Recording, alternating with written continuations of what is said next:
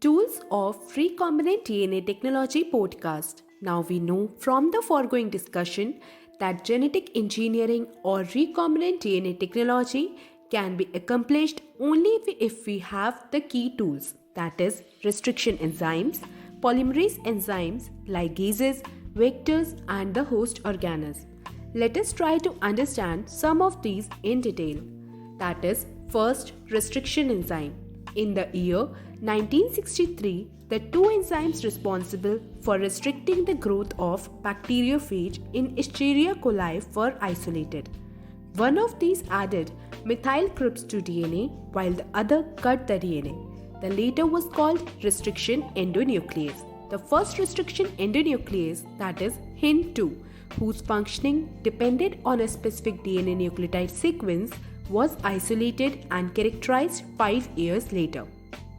It was found that HIN2 always cut DNA molecules at a particular point by recognizing a specific sequence of 6 base pairs. This specific sequence is known as recognition sequence for HIN2. Besides HIN2, today we know more than 900 restriction enzymes that have been isolated from over 230 strains of bacteria, each of which recognize different recognition sequences. The convention for naming these enzymes is the first letter of the name comes from the genus and the second two letters come from the species of the prokaryotic cell from which they were isolated. For example, EcoR1 comes from Escherichia coli RY13. In E. coli, the letter R is derived from the name of a strain.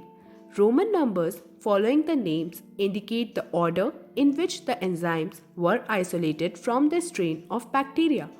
Restriction enzymes belong to a larger class of enzymes called nucleases. These are of two kinds, exonuclease and endonuclease. Exonuclease remove nucleotides from the ends of the DNA, whereas endonuclease makes cut at specific positions within the DNA. Each restriction endonuclease functions by inspecting the length of a DNA sequence.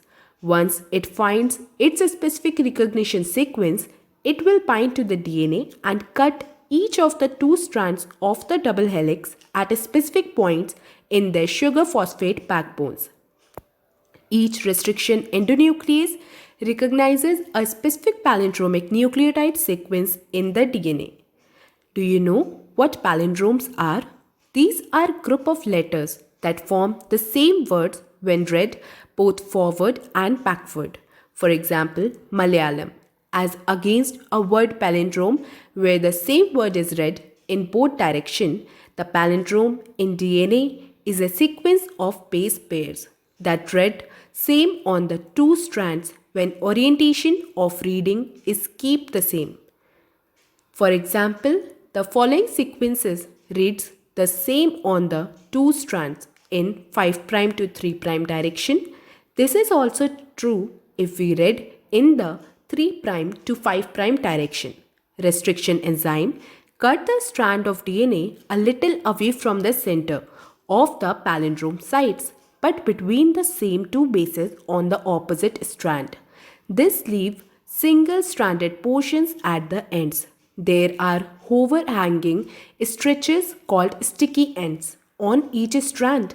These are named so because they form hydrogen bonds with their complementary cut counterparts.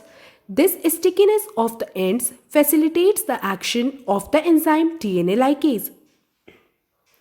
Restriction endonucleases are used in genetic engineering to form recombinant molecules of DNA, which are composed of DNA from different sources or genomes.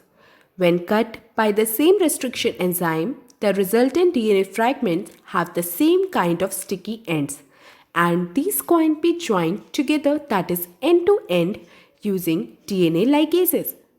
You may have realized that normally, unless one cuts the vector and the source DNA with the same restriction enzyme, the recombinant vector molecule cannot be created. Separation and isolation of DNA fragments. The cutting of DNA by restriction endonuclease results in the fragment of DNA. These fragments can be separated by a technique known as gel electrophoresis. Since DNA fragments are negatively charged molecules, they can be separated by forcing them to move towards the anode under an electric field through a medium or matrix. Nowadays, the most commonly used matrix is agarose, which is a natural polymer extracted from seaweeds. The DNA fragments separate or resolve according to their size through sieving effect provided by the agarose gel. Hence, the smaller the fragment size, the farther it moves. Look at the figure 11.3 and guess at which end of the gel the sample was loaded.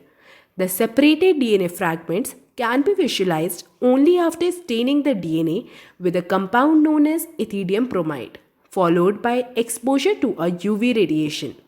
You cannot see pure DNA fragments in the visible light, and without staining, you can see bright orange color fragments of DNA in a ethidium bromide strained gel exposed to UV light.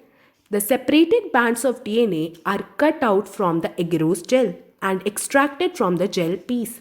This step is known as elution.